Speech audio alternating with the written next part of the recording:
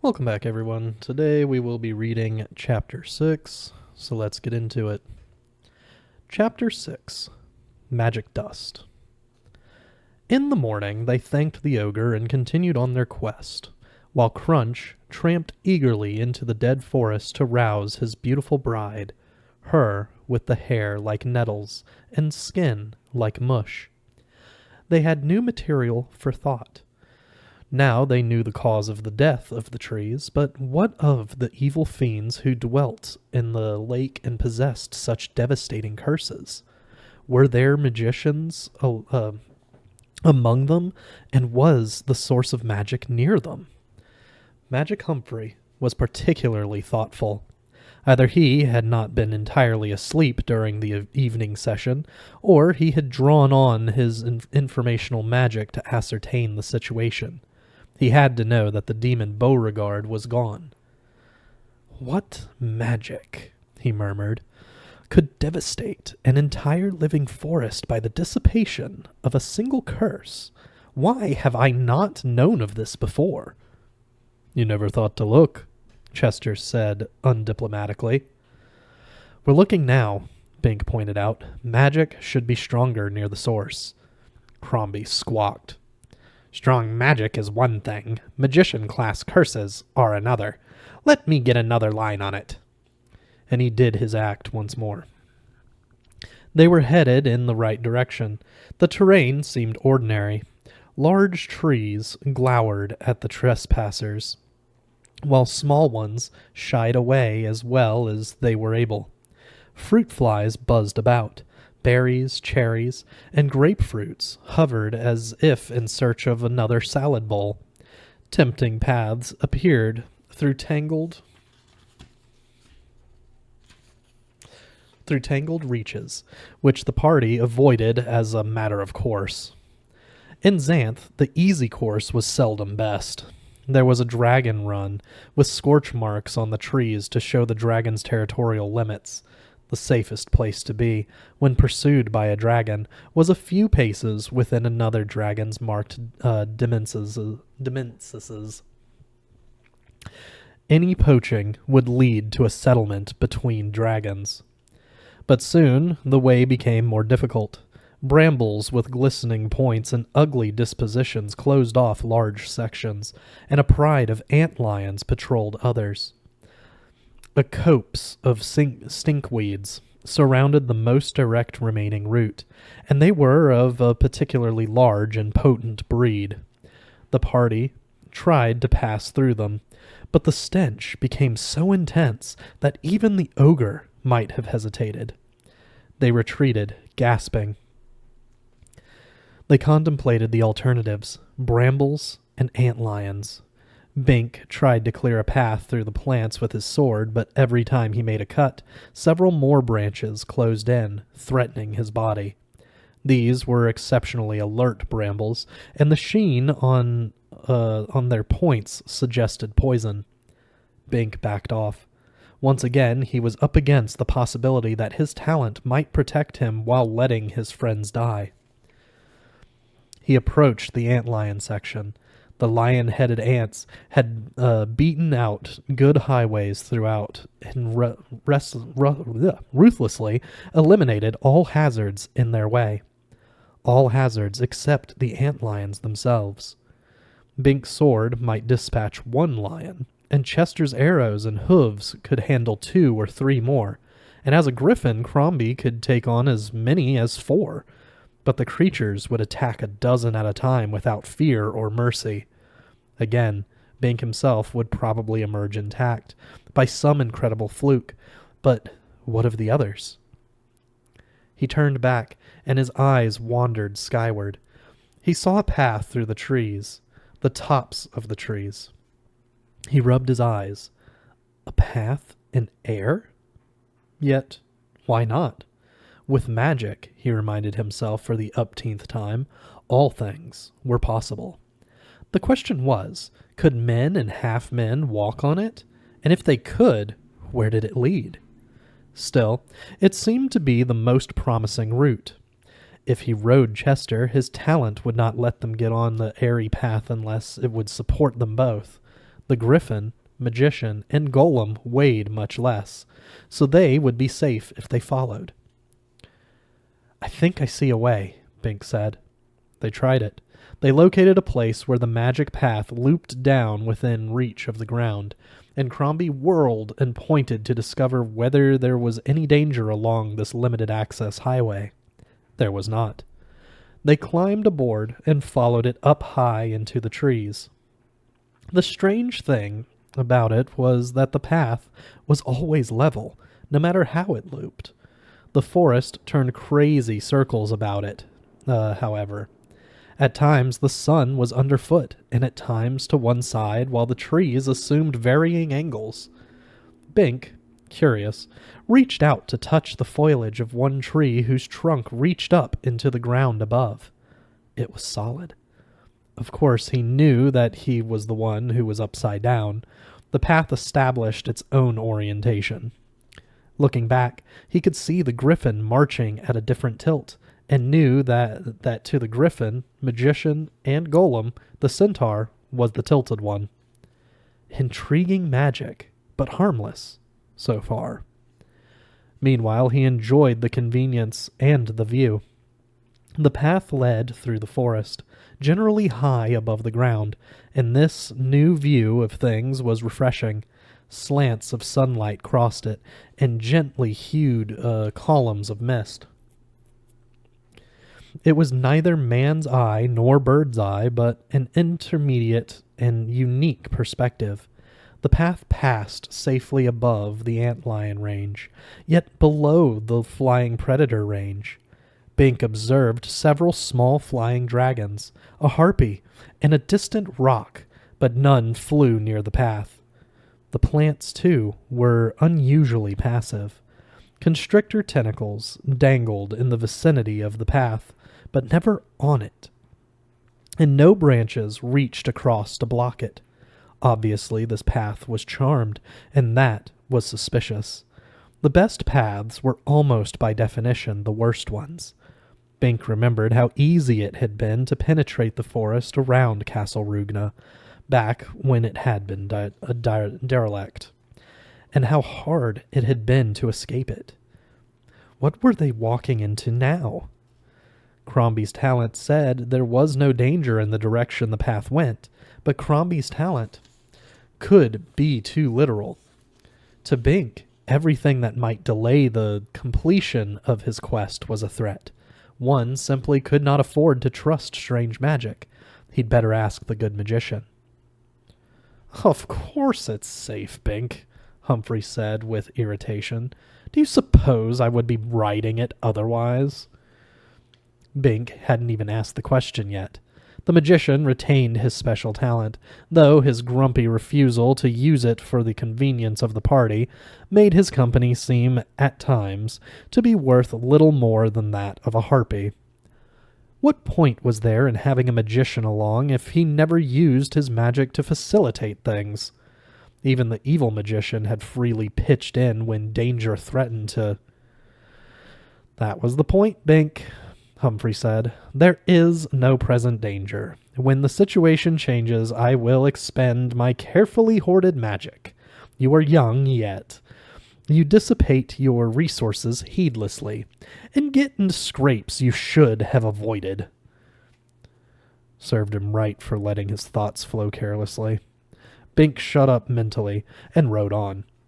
In due course, the path wound down to a pleasant little village, with houses thatched with hay and daubed with colored muds, and neat walkways connecting places of faint interest. "Do you notice," Chester said, "there is no magic in the local construction? Only mundane materials." "That's right," Bink said, surprised. "If we're approaching the source of magic on a magic path, shouldn't there be more magic rather than less?" He turned to the griffin. "Crombie, are you sure this is—" Crombie squawked. "Birdbeak is sure this is the right direction," the golem said, "but the village may be a mere item on the way, not the destination itself." A grizzled old harpy flapped out to meet the party as it reached the foot of the path. All of them braced for trouble, for harpies were notorious. But this one, though, suitably hideous, was clean and unaggressive. "Welcome, travelers," she said without even bothering to insult them. A most restrained harpy. Thanks," Bing said. "We're looking for a place to spend the night. We don't mean any mischief." He had never heard of a harpy acting polite, so remained on guard, hand over sword. You shall have it," she agreed. "You are all males?" "Yes," Bing said uneasily. "We are on a quest for the source of magic. Your village appears to lie near this. We—" "5 males," the harpy said. "What a bonanza!" "We're not interested in your females," Chester said with some of his normal belligerence. Crombie squawked. "Not their minds, anyway," the golem translated. Chester's lip curled with almost equine facility. Bink had to speak at once before another quarrel brewed. "We shall be happy to do some chore for you in return for food and safe lodging overnight. Then tomorrow, if you have information about magic—" "You will have to discuss that with Trolla," the harpy said. "This way, please." And she flapped off, muttering once more, "Men!" with hideous excitement. "Then again, you may have a point," Chester murmured to Crombie. "If we have fallen into a nest of harpies, we may be best advised to get on that aerial path and go back the way we came," Bink finished, glancing back. But the path was gone. They could not escape that way. Trolla turned out to be a female troll. She was almost as ugly as the harpy, but she too was amazingly polite. "I realize you are uneasy, you handsome male visitors," Trolla said, "and you have reason to be, but not because of any of the residents of this village. Allow me to serve you supper while I explain our situation." Bink exchanged glances with the others. Both Centaur and Griffin looked distinctly uncomfortable, but the good magician seemed to have no concern. Trolla clapped her horny hands, and several wood nymphs came in, bearing platters. Their hair was green, their skin brown, their lips and fingernails red, like flowering trees. But their outlines were human. Each was a pert, lithe, full-breasted bare beauty. Each eyed Bink and Humphrey with more than casual interest. Hunger might be a better term. The food was virtually mundane. Vegetables and fruits harvested locally, and small dragon steaks. Milkweed pods provided the liquid. It was good milk, but in no way special. "You may have noted we have used no magic in the preparation of this meal," Trolla said. "We use as little magic as possible here, because there is more magic here than anywhere else on the surface of Xanth. I realize that may not make much sense to you." "Quite sensible," Humphrey said, chomping into another steak. Trolla focused on him. "You must be a magician, sir." "Humph." He seemed to be more interested in his food than in her discussion. Bink knew that was deceptive. Humphrey paid close attention to all things magic. If any of you have strong magic, I must caution you to be extremely careful in exerting it," she said.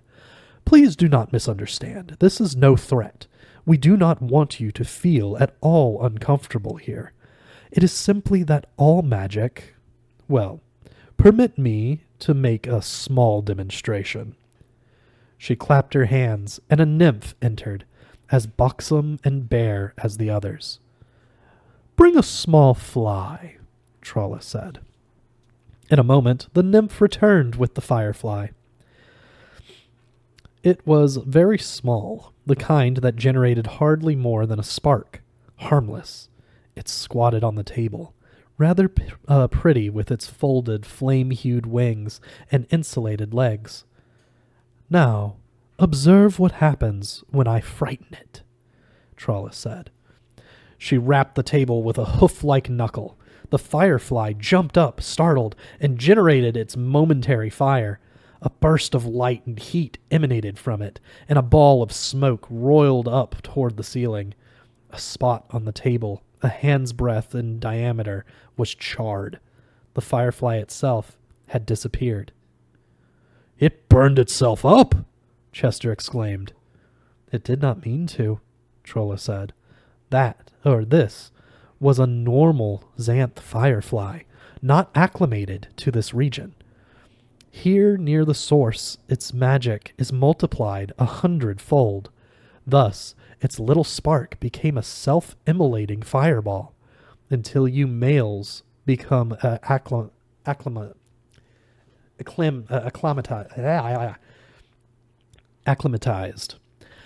I urge you not to practice your magic in this village.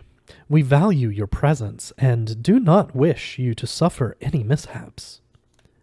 Bink looked to Humphrey, but the good magician continued eating. None of us have inflammatory magic," Bink said, realizing that it was up to him to respond for their party. Yet he wondered, what would his talent do if anything threatened? What it might intend to be a mere coincidental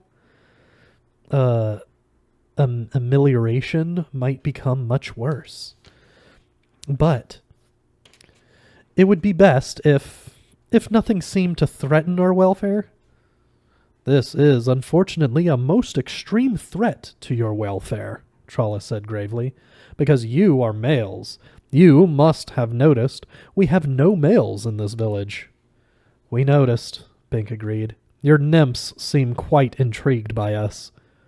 Indeed, the nymphs were hovering so close that Bink's elbows tended to bump their soft midriffs as he ate. "Our problem is this," Trolla continued. "A siren has been luring away our males. Originally, we were a normal human village, except for our unique and critical task. Then, the siren came and deprived us of our men.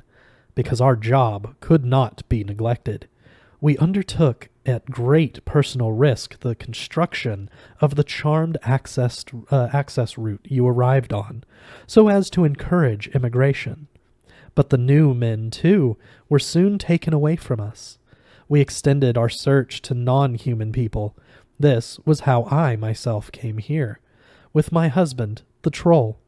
But the awful drain continued.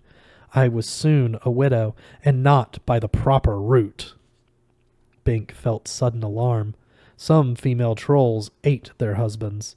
It was said that the only thing a troll was afraid of was his wife, with excellent reason. Was this predacious female looking for another husband? "Our village now is compound of every type of intelligent female," Trolla continued, "and a number of supporting animals. The magic access route transports only intelligent creatures, but some animals drift in through the jungle. But the siren, this is what I meant by the danger to you. Once you hear her call, you will disappear into the forest and never return. We would spare you this if we could, but we are helpless unless we resort to unconscionable measures." "What would those be?" Bink asked nervously. "We might deafen you so you could not hear her," Trolla explained, "or geld you so that you would not react to—" "Why don't some of you females go out and slay the siren?" Chester asked. "Meaning no offense, madam, but you could probably handle it." "The siren I would gladly tear apart and consume in bleeding chunks," Trolla said. "But I cannot pass the tangle tree. The siren has made a deal with the tangler. The tree lets the males through to her, but grabs the females." "Then you need to eliminate the tangle tree," Bink said. "With magic as strong here as you've shown it should be a fairly simple chore.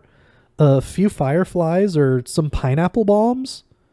This is no ordinary tangle tree, Trolla said.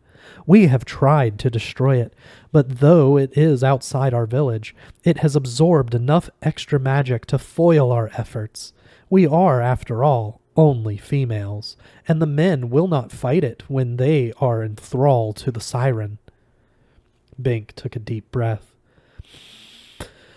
I believe this is the service we can render in return for your hospitality. Tomorrow we shall slay the Tangler. Trolla merely shook her head sadly. It is kind of you to think so, she said, but the siren will not permit it. The siren did not know about Bink's talent. Since both siren and Tangletree were magical entities, his magic would protect him against them, somehow. But considering the possible complications of the enhanced potency of magic here, he would do best to tackle the tree alone. He didn't want his friends being hurt by the backlash. Maybe he could sneak out at night and do it while the others slept. Crombie squawked. What is the village employment, crone? The golem translated. We are situated up atop the source lode of magic, Trolla said. This is the origin of the magic of Xanth. The dust is highly charged with magic, and were it allowed to accumulate, most of the rest of Xanth would slowly become mundane, while the village would develop a fatal concentration. Thus, we must spread the dust about, maintaining a reasonable equilibrium. She looked about. We seem to have completed our repast. Allow me to show you our operations. Humph, Humphrey agreed. Now Bink was sure the magician was only feigning disinterest, as was his fashion. The conclusion of their quest was at hand, yet Bink found himself disappointed.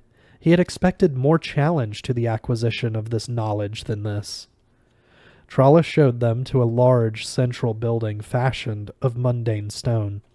Inside, it was one huge gravel pit, where small female elves, gnomes, and fairies dug and scraped out sand with their little picks and scoops. They loaded it into wheeled wagons drawn by female centaurs, a manticora, and a small sphinx. Bink's skin prickled when he approached the sand. Strong magic was associated with it, no doubt of that. Yet this was the first time he had encountered indeterminate magic. That sand performed no magic of its own and cast no spells. It merely was magic, waiting for direction. Bink was not quite sure he could believe that. The sand was hauled to another structure, where 3 huge heffalumps trampled it constantly into dust. The heffalumps were animals, normally wild creatures of the wilderness, but these were evidently tame and well cared for, and seemed happy. Then a captive rock bird blew the dust into the air, employing great sweeps of her monstrous wings. So powerful was this forced draft that small tornadoes formed in the turbulence.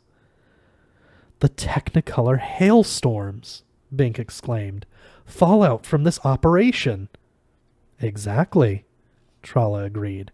We try to feed the dust high into the sky so that it will ride the upper currents all over Xanth before it falls.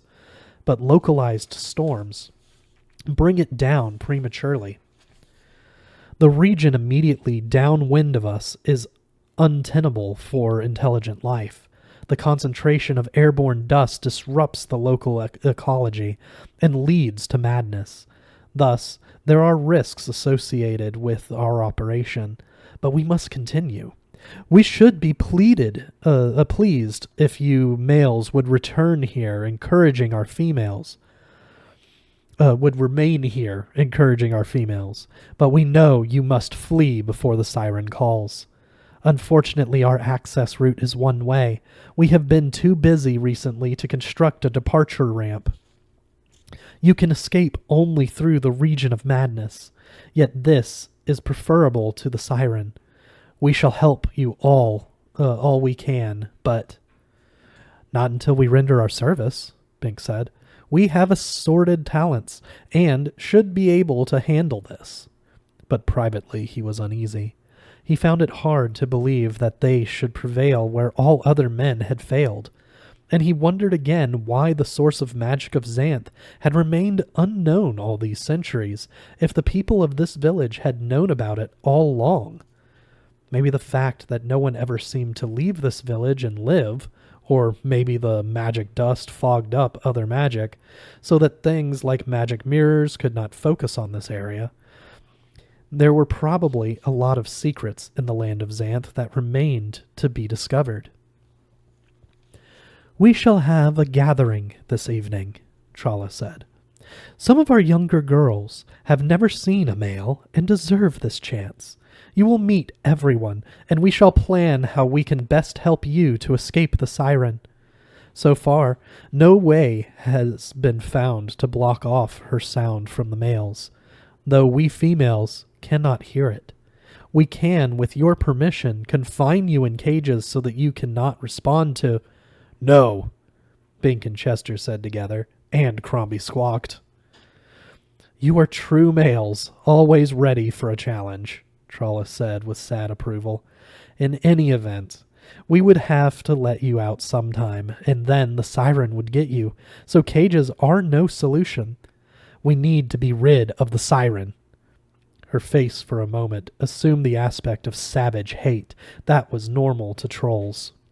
But then she softened. I will show you to your lodging, and call for you again at dusk. Please be courteous to our villagers. Your presence here is a considerable event, and the girls are untrained in social decorum. When they were alone, Bink addressed the magician. Something is funny here. Will you use your magic to fathom the true situation? Do I have to do everything? Humphrey grumped. Listen, you dwarfish gnome, Chester snapped. We've been working our tails off, while you just loaf around. Humphrey was unruffled. Anytime you wish to have your payment for your efforts. Bink decided he had better intercede, though he had considerable sympathy for the centaur's position. He had not realized there would be so many problems in leadership. We seem to be at our objective, the source of magic, but it has been too easy, and the villagers are too accommodating. Only you can tell us whether we have in fact completed our quest, or whether we have walked into a man-consuming trap. Surely this is the occasion to employ your magic, if you would be so gracious. Oh, all right, Humphrey said ungraciously.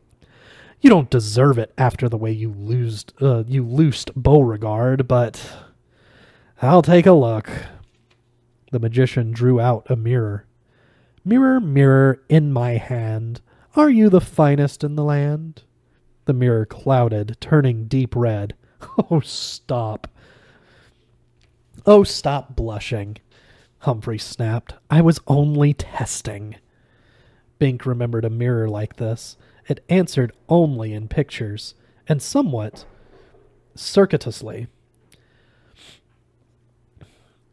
A too direct question about a too delicate matter could crack it up.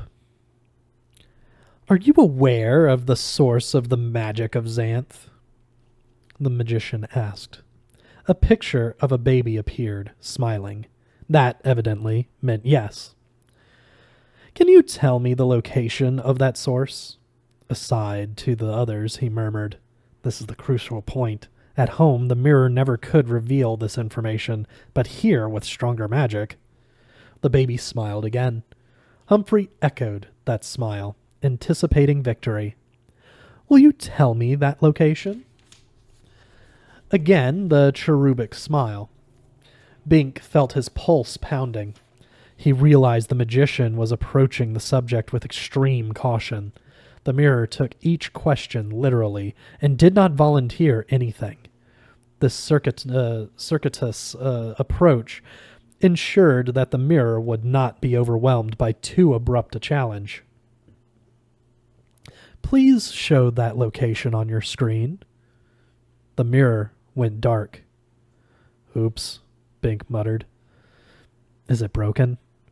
The mirror brightened. A crying baby appeared. It tells you no, Humphrey snapped. Kindly allow me to continue my investigation. He returned to the mirror. Are you showing me a scene of underground? The baby smiled. In short, you verify that the source of magic is not in this village we are presently sitting in? A big question mark appeared. You are saying the source of magic is in this village? The good magician asked sharply. The question mark returned. A problem of resolution here, Humphrey muttered. The mirror can't choose between truths. Anybody have another approach? It's a matter of perspective, Chester said. If the magic dust is the source, there may be more than one cache of it, more likely a channel of it, welling up from the depths. Thus the source has a multiple definition, defining on whether you are thinking of the source on the surface or the source of the source. Now there is a creature with a disciplined mind, Humphrey said approvingly. If only he would discipline it more often instead of quarreling with the soldier. He faced the mirror. Is the centaur's analysis correct? The baby smiled. Now, the magician continued, are you aware of the motivation of the villagers? When he received the smile, he asked, do they mean well by us? The smile confirmed it. Bink felt relief. And Trolla spoke the truth about the curse of the siren? Another smile. Humphrey looked up. Now it gets difficult, he said, seeming pleased. Bink realized that this man, too, enjoyed a challenge. The magic ability the good magician had held in reserve was now being used, and it was good magic. So far, we have merely been confirming what we already knew. Now we must venture into the unknown. He returned to the mirror. Are you able to tell us how to deal with the villagers' problem? The cherub smiled.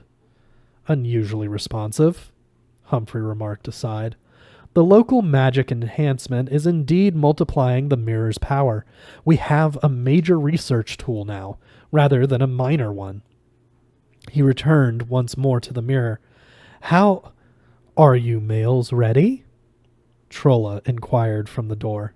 They jumped. Bink was about to explain, then saw Humphrey's quick negative nod.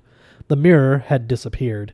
The good magician did not want to reveal the secret of his magic to these villagers. Not just yet. Well, they had gleaned a lot already, and could assume the use of the mirror when convenient. That's a pretty dress, Bink said to Trolla. This was no lie. The dress was very pretty, though she remained a female troll. Evidently a festive occasion was in the making. They followed her out.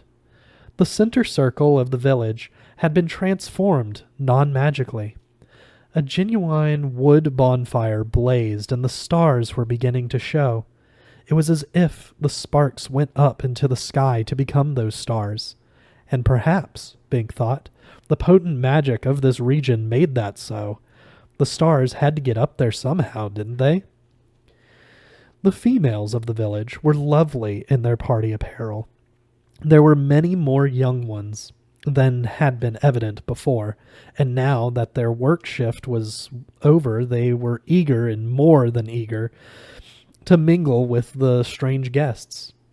Bink was surrounded by nymphs, sprites, and human maids, while Humphrey was mobbed by fairies, lady elves, and mignonettes. 3 fetching centaur fillies attended Chester. A pair of griffin cows eyed Crombie, but they hardly had a chance with this transformed woman-hater. They were, after all, animals. There was even a female golem for Grundy. Yet, how sad the remaining females looked. The Manticora, the Sphinx, and the Harpies. They had no males to cater to. Girls, I'm a married man, Bink protested as his covey pressed in. She will never know, a buxom blue-maned lass informed him. We need you more than she does. And she planted a firm kiss on his left eye, the only part of him she could reach because of the density of other girls. Yes, no man leaves this village, except at the call of the singing bitch, a furry beauty added.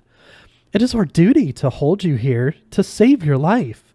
Wouldn't your wife rather have you used than dead? Awkward question.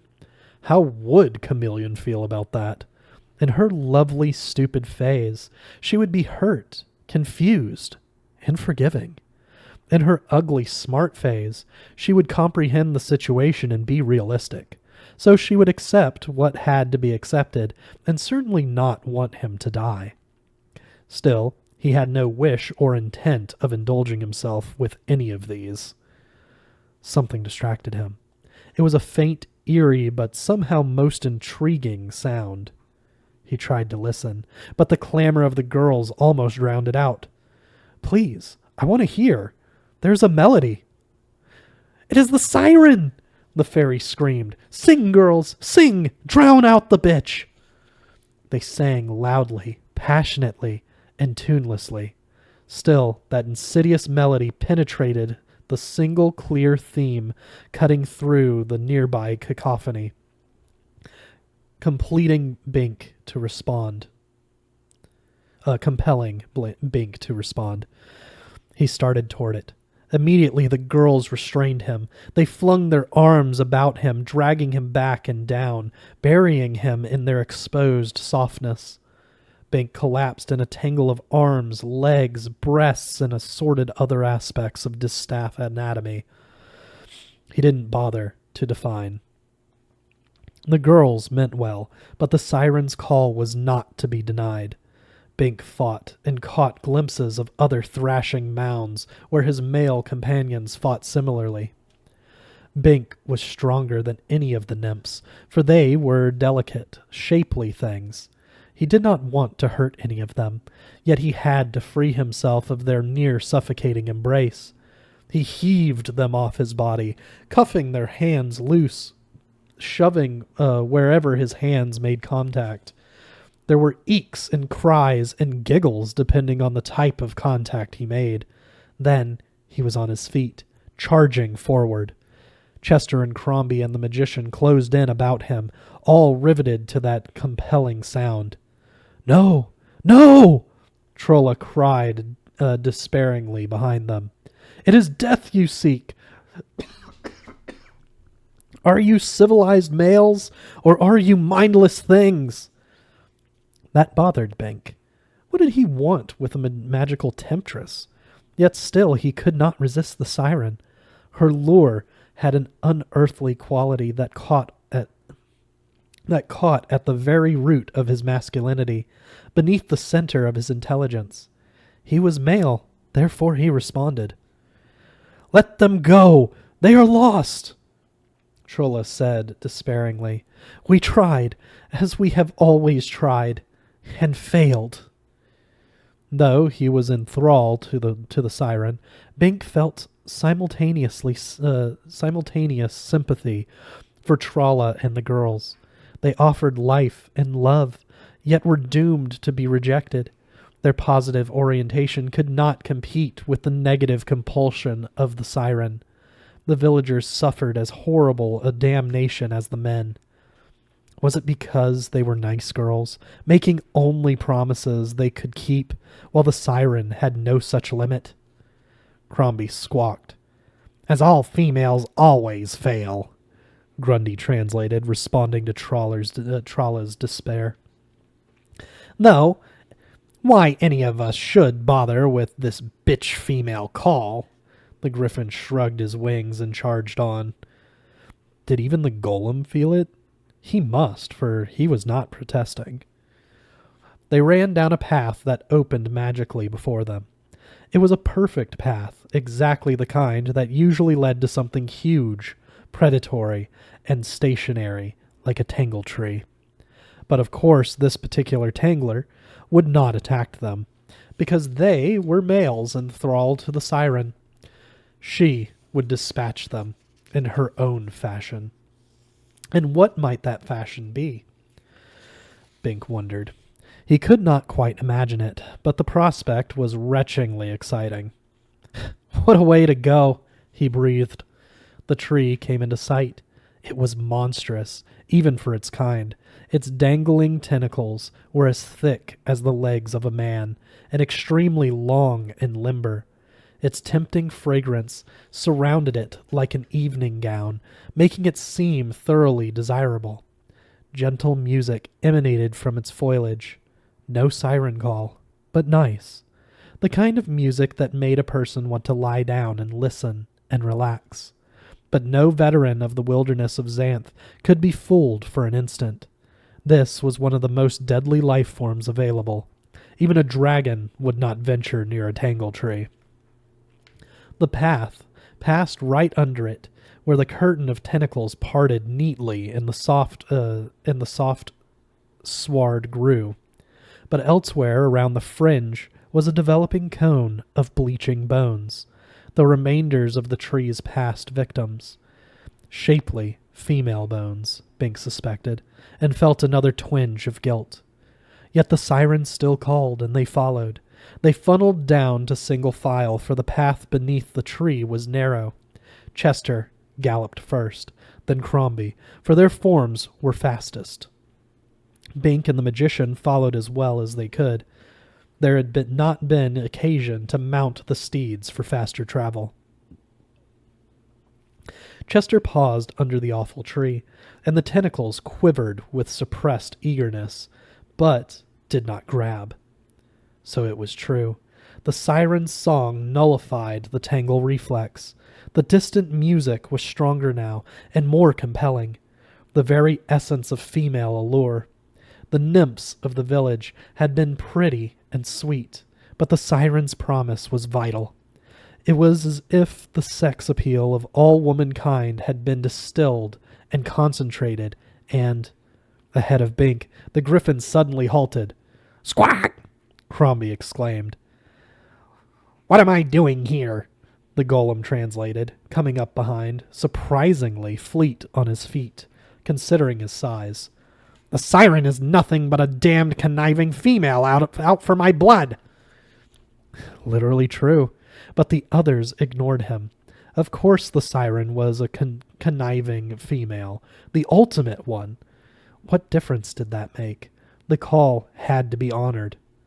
The woman-hater, however, decided to be difficult. "She's trying to trap me," he squawked. "All women are traps. Death to them all." Then he pecked viciously at the nearest thing available, which happened to be the slender extremity of a tentacle. In a small bird, such a peck would have been a nuisance. Crombie, however, was a griffin. His beak was sword-sharp, powerful as a vice, a weapon capable of severing a man's leg at the ankle with a single bite. The tentacle, in this case, was the diameter of an ankle, and the chomp severed it cleanly. The separated end dropped to the ground, twitching and writhing like a headless green snake. For a moment, the whole tree froze in shock. No one took a bite out of a tangler. The truncated upper section of the tentacle welled dark ooze as it thrashed about, as if looking for its extremity. The gentle background music soured. "I think the truce has been broken," Bink said, but he didn't really care, for the song of the siren continued, drawing him on to better things. "Move on, Crombie, you're blocking my way." But the soldier remained unreasonable. "Squawk! Squawk! Squawk!" he exclaimed, and before Grundy could translate, he nipped off another tentacle, then a third. The tangle tree shuddered, then furious it reacted. Its music became a deafening blare of outrage, and its tentacles grabbed for the griffin. and the centaur, man and magician. "Now you've done it, bird brain!" Chester screamed over the noise. He grabbed the first tentacle that touched him and wrung it between his two hands the way the ogre had wrung out the log. Tough as the tentacles were when grabbing, they had little resistance to cutting or compression, and this one was squished into uselessness in a moment. Suddenly, the lure of the siren was drowned out by the rage of the tree, and they were in a fight for their lives. Bink drew his sword and slashed at the tentacles that swept toward him, cutting them off. Beside him, Crombie pecked and scratched viciously, all 4 feet operating. Long cuts appeared in the tentacles he touched, and green goo welled out. But more tentacles kept coming in from all sides, for this was the very center of the tree's power. Chester backed up to the trunk and operated his bow. He fired arrow after arrow through the thick upper reaches of the tentacles, paralyzing them, but... "No, Chester!" Bink cried. "Get away from—" Too late. The tree's huge maw opened in the trunk, the bark lips lapping forward to engulf the centaur's handsome posterior. Bink leaped to help his friend, but a tentacle caught his ankle, tripping him. All he could do was yell, "Kick, Chester! Kick!" Then he was buried in tentacles as firm and rounded and pneumatic as the limbs of the village girls, but not nearly as nice. His sword arm was immobilized. All he could do was bite, ineffectively. That green goo tasted awful. Chester kicked. The kick of a centaur was a potent thing. His head and shoulders went down, counterbalancing his rear, and all the power of his extraordinary body thrust through his 2 hind hooves. They connected inside the maw of the tree, against the wooden throat, and the ground shook with the double impact. A few old bones were dislodged from the upper foliage to rattle down to the ground, but the wooden mouth held. Sap juices flowed, commencing the digestion of the centaur's excellent flesh. Chester's instinct would have been sound for any ordinary tree, using the inert trunk as protection for his valuable but vulnerable rear, but it was disaster here. Chester kicked again and again, violently. Even this predator tree could not withstand much of this punishment. Normally, its prey was unconscious or helpless by the time it reached the consumption stage, not awake and kicking.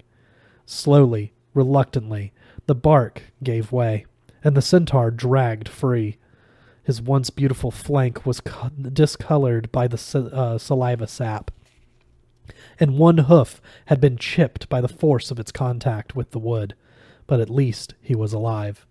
Now he drew his sword and strode forward to help Bink, who was not so slowly suffocating in the embrace of the tentacles. Meanwhile, Magician Humphrey had problems of his own. He was trying to unstopper one of his little vials, but the tentacles were wrapping about him faster than the stopper was coming loose. The tree was overwhelming them all. Crombie had clawed and bit his way to the fringe. Suddenly he broke out. "I'm free, you vegetable monster!" he squawked exultantly. "I'll bet you're another female, too!" He was really uncorking his worst insult. The golem had gotten aboard again, so was available for instant translation. "You can't catch me!" Indeed, the tree could not, for it was rooted.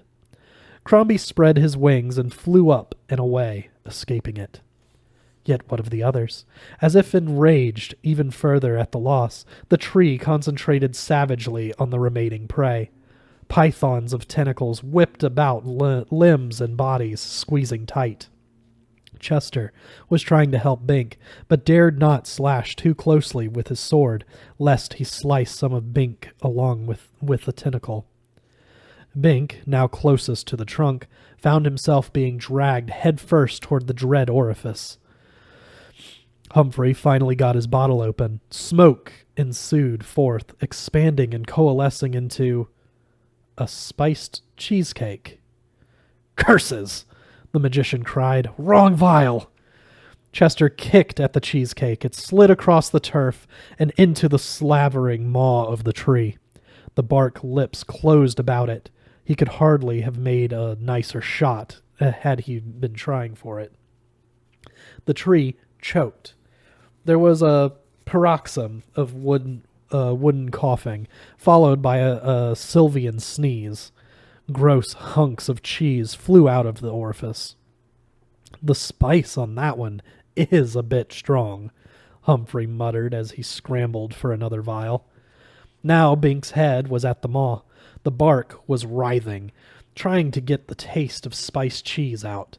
This monster liked fresh meat, not processed dairy products. Sap coursed down and dripped from tooth-like knots, cleaning out the maw. In a moment, it would be ready for Bink. Chester was still trying to help, but 3 tentacles had wrapped around his sword arm, and more looped his other extremities. Even his great strength could not avail against the massed might of the tree. "And the cowardly soldier ran out on us," he grunted as he fought. "If I ever get my hands on him—" He wrung out another tentacle before his free arm was pinioned. Humphrey got another vial open. The vapor emerged and formed into a flying vampire bat. The creature took one look at its environs, squeaked in terror, swore off blood, and flapped away. A single tentacle took one casual swing at it and knocked it out of the air.